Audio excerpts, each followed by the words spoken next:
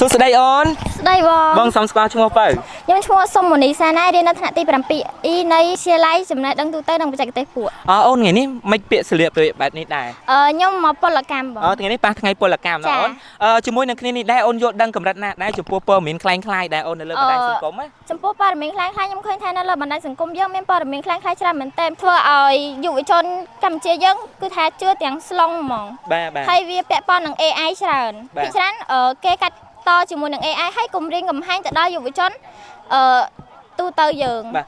ជាមួយនឹងគ្នានេះដែរតើព័ត៌មានคล้ายៗវាបានផ្ដល់ផលប៉ះពាល់បែបណាខ្លះដែរជាពិសេសមិត្តយុវវ័យឌីអូនផ្ទាល់នេះវាផ្ដល់ផលប៉ះពាល់ច្រើនមែនទែនដោយសារតែវាធ្វើឲ្យផ្នែកគំនិតយុវវ័យយើងនឹងមានការប្រែប្រួលមិនល្អហើយវាអាចនឹងផ្ដល់ជាសម្ពាធផ្លូវចិត្តបាទតើព័ត៌មានក៏ដូចជានៅលើបណ្ដាញសង្គមទាំងអស់សិតសឹងតែជាព័ត៌មានពិតដែរទេឬក៏យ៉ាងណាដែរអូនមួយចំនួនវាអាចនឹងពិតហើយមួយចំនួនទៀតគឺអត់ពិតទេ